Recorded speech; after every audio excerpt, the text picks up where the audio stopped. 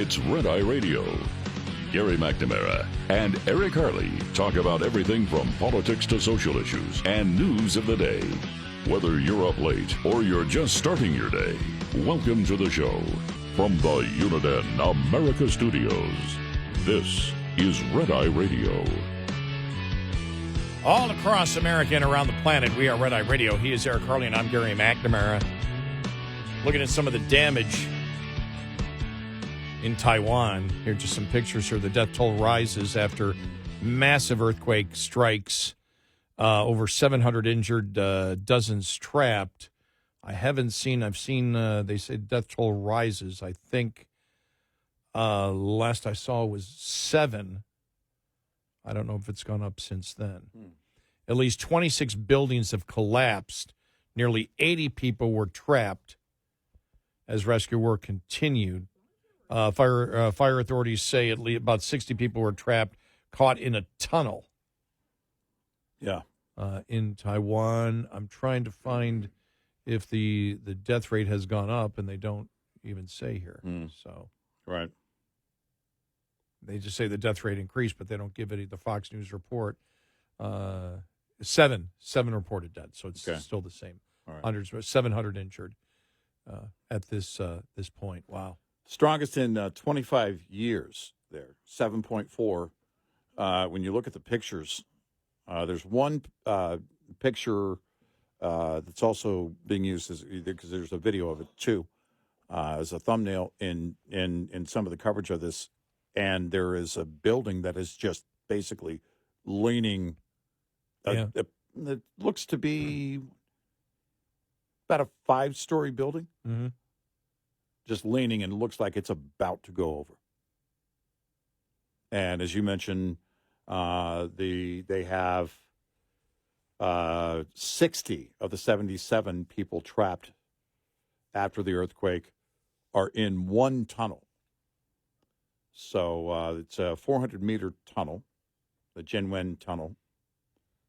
And so, you have to wonder about the integrity of the tunnel itself and everything else. And then how do you get those people out? The one picture keeps coming up on Fox, and it looks like a mountain range. And it's like all this, like smoke or something coming up from it. Right. Smoke or dust or whatever, that if the earthquake, caused it. There's no explanation of the actual photo, though. Apparently, there was a tsunami warning for Japan. Yeah, there was, yeah. I didn't see anything on that. Yeah, I don't think it ever became a tsunami, but I think that is a standard. Right. When you get 7.4. By the way, and a number of aftershocks, 6.5 to 7 with those aftershocks. So, I don't know typically how long those aftershocks go on, but there has to be great concern for the people there. Also, great concern for a possible tsunami going forward. I don't know if they've already said that there's not a likelihood of a tsunami from any of the aftershocks based on where the epicenter is. I haven't seen that just yet. They haven't reported that, at least. Looking at that mountain range, it looks like, I think it's a landslide is what I'm looking at. But they don't say what the picture is. It just flashes from one picture to the other. But that's like, whoa. Looking at that, that's pretty impressive. Yeah. The epicenter is home to around 300,000 people of the 23 million people who live in Taiwan. It's in Hualien County. And again, 300,000, that's a pretty good-sized town. But you have to be greatly concerned. They did cancel, I'm seeing an update here, they did cancel the tsunami warnings. And I thought that was the case, but I think I'm right on that. I think that it is almost automatic that you put out the tsunami warning just to get people out of the way, just in case of a tsunami, but it never happened in this case. But aftershocks could go on, for a few days. Then there's the headline, Trump vows to create a new holiday after Biden issues trans proclamation for Easter Sunday. Going to be called, it's not going to be Festivus. Oh. Just so people know. Come on. I've got a list of grievances. Oh, wait, I get to do that professionally. Never mind.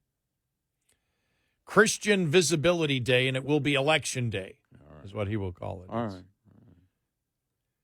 And he's simply saying if Biden can have a proclamation and back it with the law and the Constitution of the United States, well, then he can do the same thing when he becomes president and have Christian Visibility Day. Okay. And have the proclamation. All right. And drive the media absolutely bonkers. Yeah, why not, right? They seem to not be using that defense anymore, did they? Well, it wasn't a proclamation. It wasn't a declaration. That holiday already existed. No. The holiday, somebody may have out there, groups all the time say, today is National Hot Dog Day. Yeah. The government hasn't sanctioned it. Biden proclaimed that the nation will now celebrate Trans Visibility Day. Yeah, right. Remember, he used the power. Mm-hmm. By the way, I have no idea why he said that to make it sound more official, did he not? Yes. With all of his authority bestowed on him. Here, therefore, too. Here, too, there, wherefore, and whatnot. And all that jazz. The Constitution of the United States and the laws of the United States. I proclaim it. There was even, when he signed it, there was even lightning. So, God, by the way, that could have been for a different reason. I didn't hear anybody defending it. I didn't see anybody on social media defending it yesterday. It was like, get this thing by us. Move on to something else, please. It's a great point, and we've said that about a number of things coming from the Democratic Party, but especially the Biden administration. Lately, we've said, where are the big defenders? Where are those seemingly, if they're not bots, rank and file defenders on social media? You don't see them. You didn't see them on this. You don't see them on a lot of major issues. We pointed that out before. And this is one more example. Because it used to be that the left had plenty of surrogates out there, and they were very active on social media and, defending. They don't have that anymore. Pretty interesting. Yeah. I didn't see the press event yesterday to see what questions were asked about it, about the proclamation itself, if anybody asked a direct question about the proclamation. But we said inevitably at some point somebody has to make that point. I guess maybe we've moved on from it. I mean, it all culminated on Monday, and then I would expect on Tuesday the questions to be there. Maybe by Wednesday it just doesn't have any legs anymore. It's just going away naturally. I don't know. I guess we'll see. Yeah, I didn't see any highlight anywhere of Karine Jean-Pierre talking about it. No.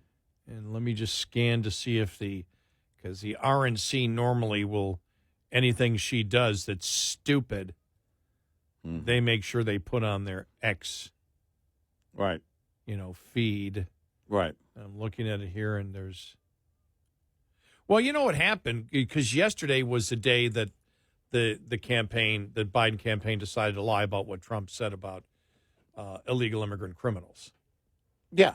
That's probably what took it over yesterday, is the focus and the talking points were on that, and the focus and the talking points were what we broke down to the minutia of it when it comes to illegal immigrant crime versus the rest of America. Mm-hmm. We say the rest of America because you can't say American citizens because they don't ever fully count. They never, because they don't know. They never fully count, but every year for if you look at 2015, for example, the 2016 numbers are different for 2015 when you get to 2016, 2017, 2018, 2019, 2020. In 5 years, they went up like 30%, Right. because they figured out whether these people that committed the crime, they're in prison, and they figured out, okay, they're illegal.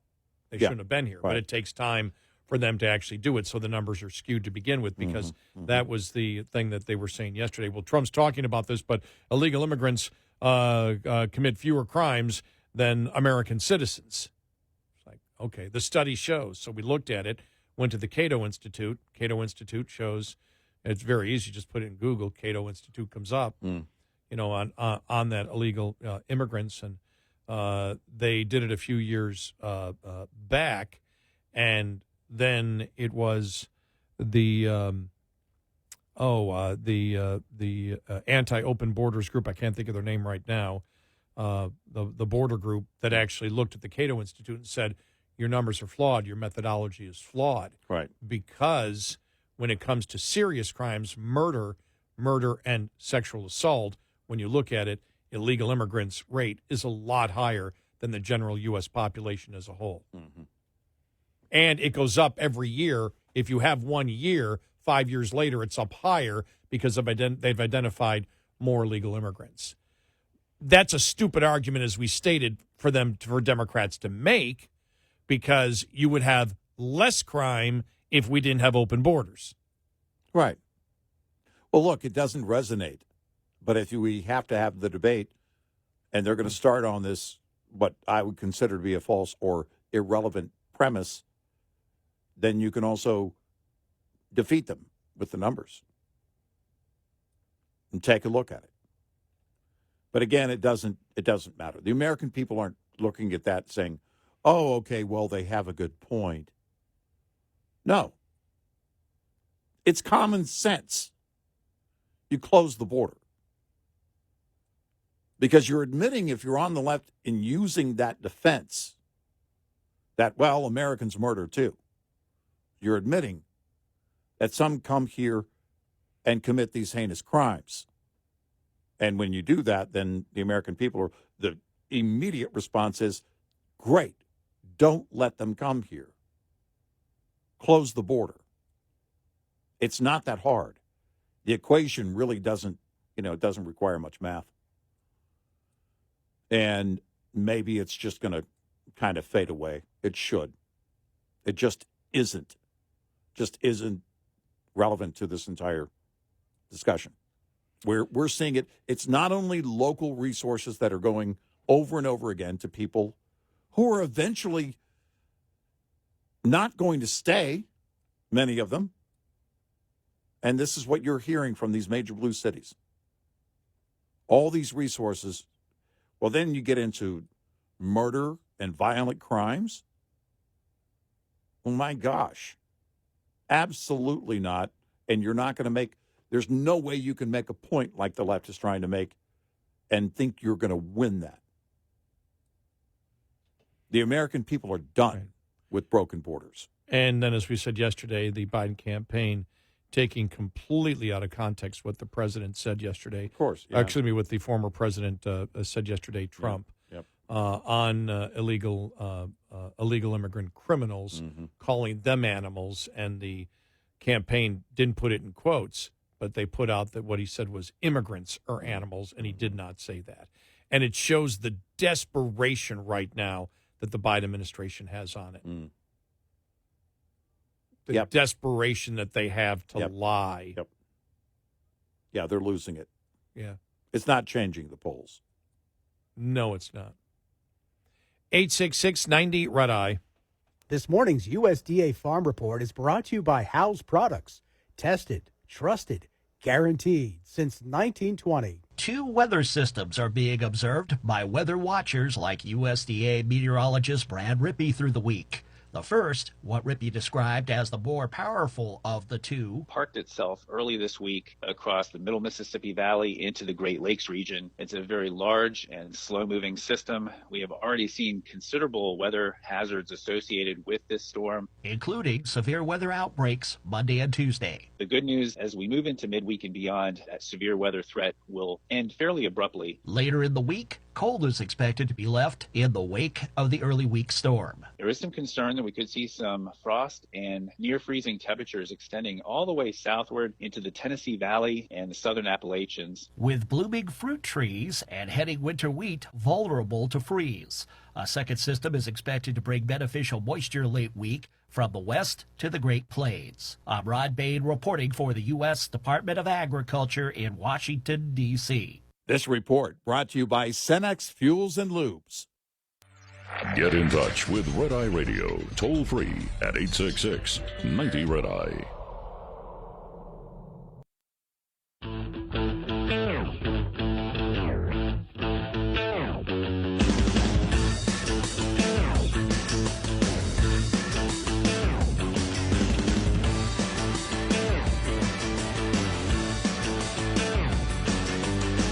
It's Red Eye Radio. He's Eric Harley, and I'm Gary McNamara. New York Post had this story. California's $20 fast food minimum wage balloons menu prices, with some chains increasing costs by nearly $2. The Post checked menus at several restaurants in Los Angeles to see if the costs are already being passed on to consumers. The biggest leap was on at Burger King, where a Texas Double Whopper meal cost $15.09 on March 29th, but surged to $16.89 on April 1st. A whopping increase of $1.80 for the same meal. The Big Fish meal also jumped from $7.49 on the menu before April 1st to $11.49 after, an increase of $4. Wow. Most other items increased anywhere from 25 cents to $1. Burger King was not alone. At Hart House, which is a fast food chain founded by actor Kevin Hart, prices increased up to 25% before the law was enacted. Before the law was enacted, a large fry cost $4.49. So it was expensive to begin with. Yeah. Well. What about a small fry? Get it, Kevin Hart, because he's short. Oh, okay. It was $4.49. On April 1st, that price went up for a large fry to $5.99. Milkshakes of all sizes increased by $1. Well, that's what's going to happen. They got to pass it along to the consumer to the point the market will bear. And that part of it is interesting because I saw a couple of different financial media websites and videos covering this recently, saying people are basically changing what they're getting. Okay, I'm not going to get the whole meal. I'll get the sandwich and maybe a small fry, or a smaller sandwich and a small fry, and not get the drink. And I saw one person who was credited to be an economist who said, well, you could see with many of these larger fast food chains that their prices would go up nationwide. I thought, you don't have any idea how this works. 95% of McDonald's are franchises. So you have franchisees. Well, the franchisee in another state's not going to pay for the California increase. They're not going to do that. That's why they always say prices may vary. That's exactly why. Because there's going to be a local impact on pricing and always has been. But when you're talking $20 an hour, there's two things that they can do, those business owners. They can raise the cost to the point the market will bear, and then they can lay people off, and in this case, more automation.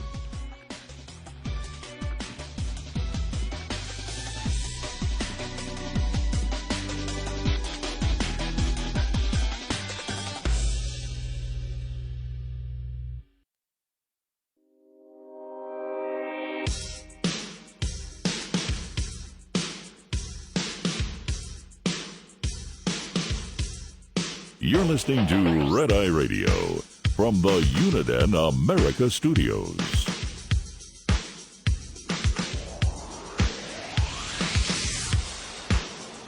It's Red Eye Radio. He is Eric Harley, and I'm Gary McNamara. Welcome and good morning. Thank you for being here. As always, we do appreciate it. Thank you. All right, two things here. A bill introduced into the California legislature would help employees disconnect from their bosses after leaving work for the day.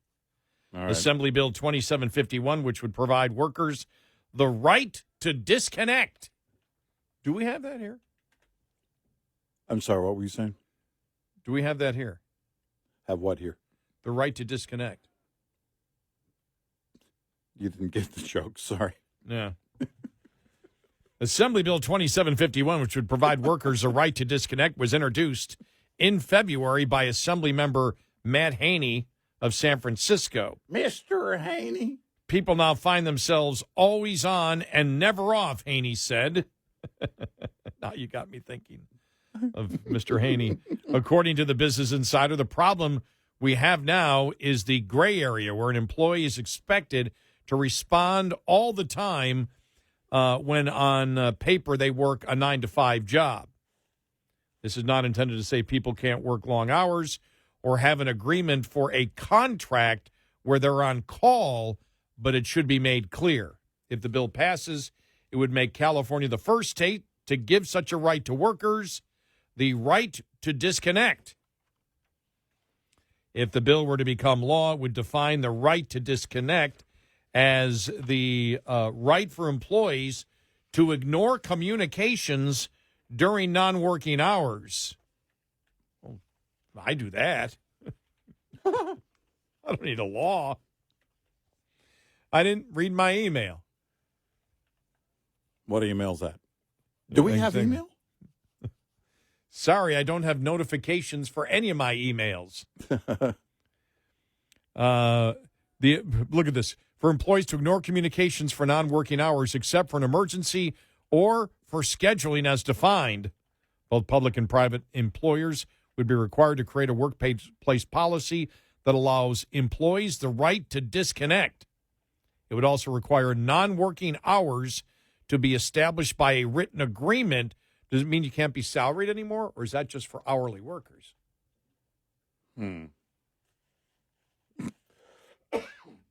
Great question. It would also be required non-working hours to be established by a written agreement that would allow employees to file a complaint of a pattern of violation with the California Labor Commissioner. Another reason to move to California, companies. According to Fox 5 San Diego, over a dozen other countries across the globe have already implemented similar laws for workers. The lawmaker says the bill behind the bill say it would help the state retain and attract more workers, but lose businesses. Yeah. Yeah, there would be no employers, just workers. Workers. We've got tons of workers here. Oh, there are plenty of them. My gosh, yeah. Let's see. I think it would lower the stress level on people and put more people towards, people toward their family. We always say that, but it's, the thing is, I've learned as I get older, and maybe it's because I've done it for so long, where the best thing, because this job, you're always on. I mean, you're always on. Doesn't matter. There is no time off because a news event happens. You wake up Sunday morning at 6 a.m. in a different sleep pattern, and it doesn't matter. In order to do your job, you got to analyze whatever the new breaking story is. Yeah. So it really doesn't matter, in that way.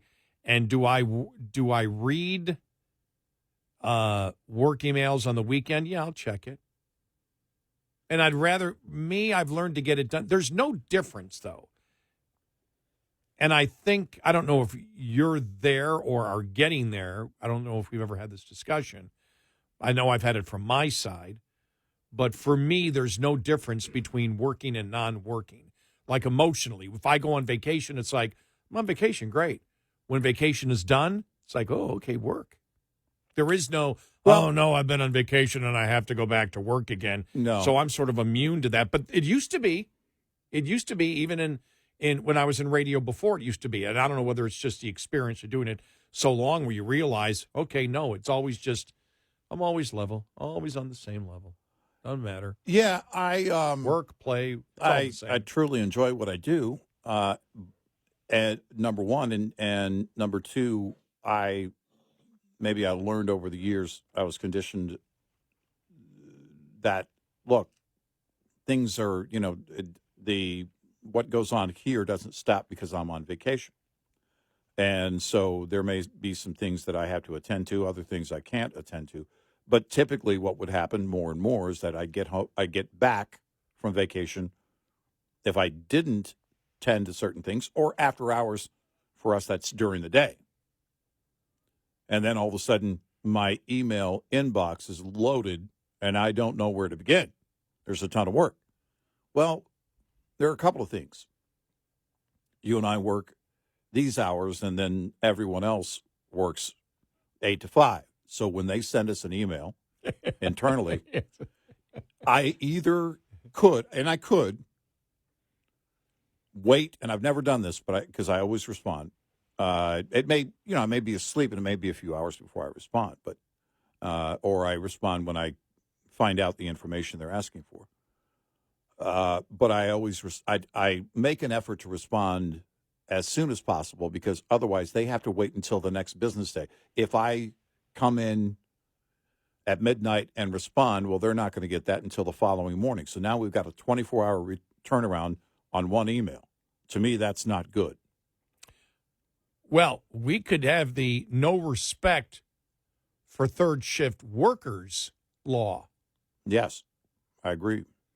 We had a boss that at one time, remember this, it didn't last long. We need to have a meeting 11 o'clock every morning. Mm-hmm. Do you realize that that is like asking somebody who works first shift that they need to drive in at 1 a.m. to have a meeting and then go back home again? Right. Without stopping at the bar first. Yes. There's no stopping at the bar. Yeah. If it was 1 o'clock in the morning, I might stop at the bar if the boss was calling a meeting.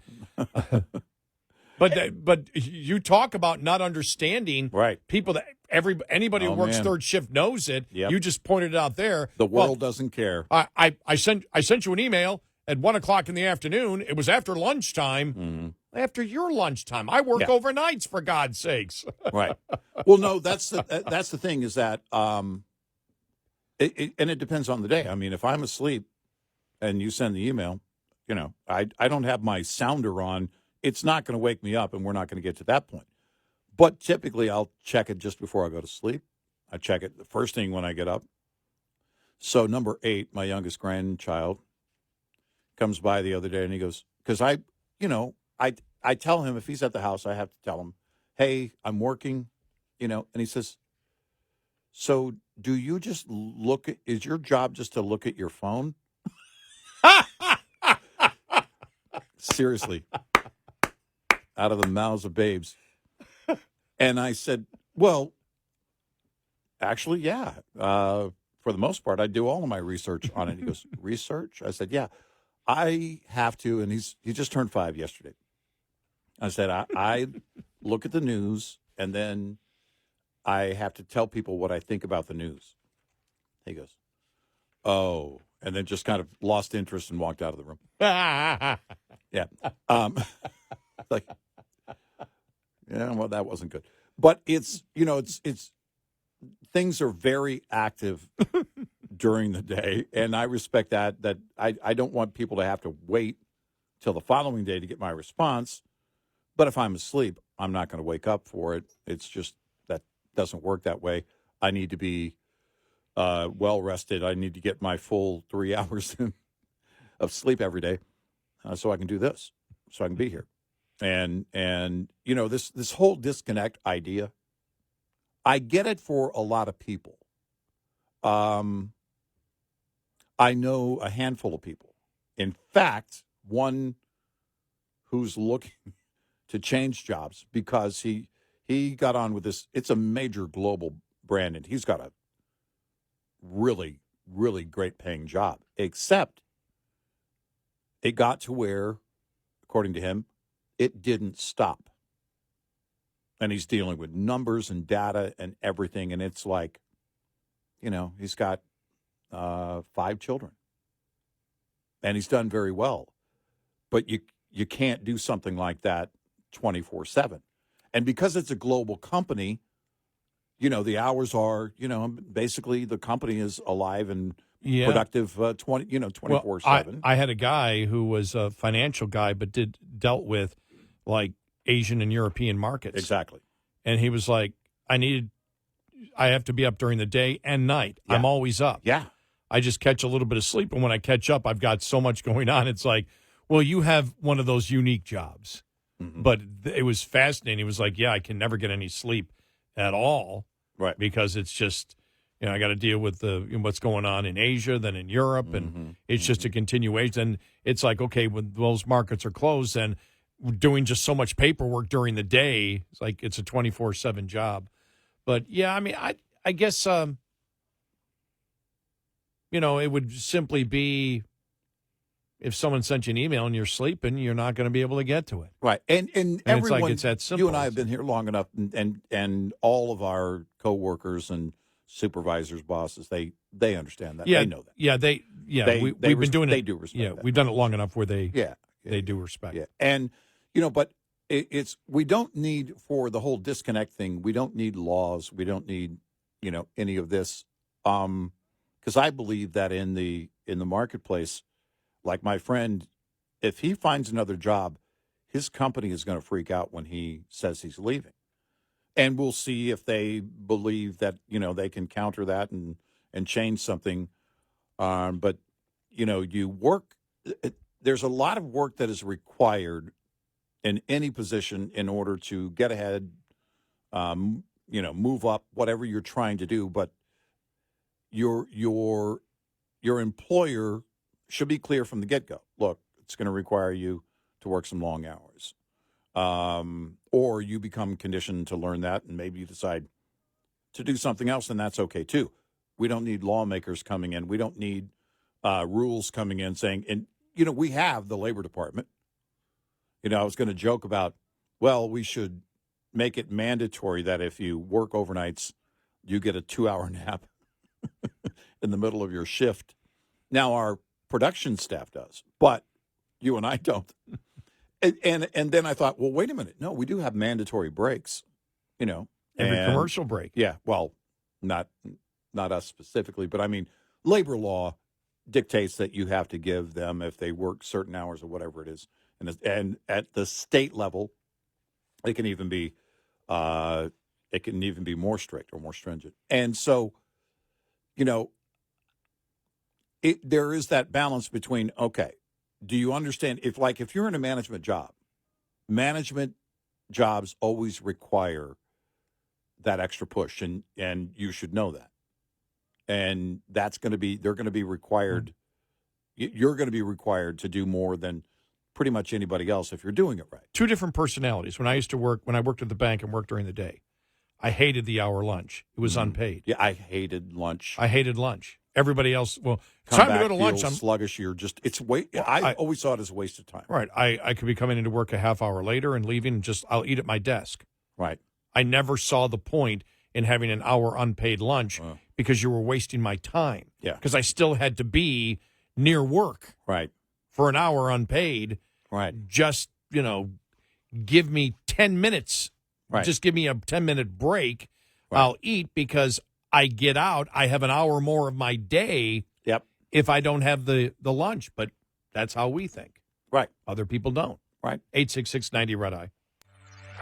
We'll be right back with more Red Eye Radio with Eric Harley and Gary McNamara.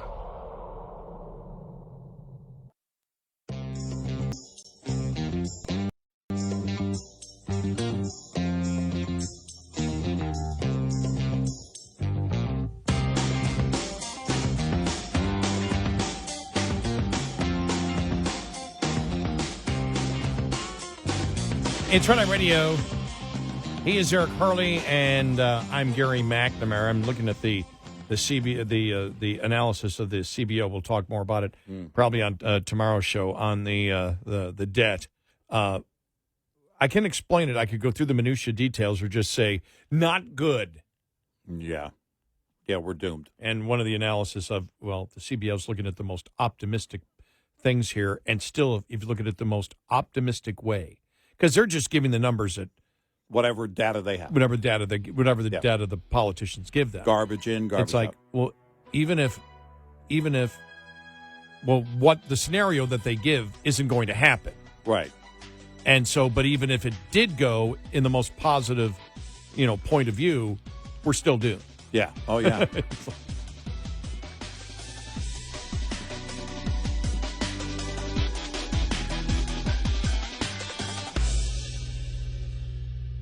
This is Red Eye Radio on Westwood One.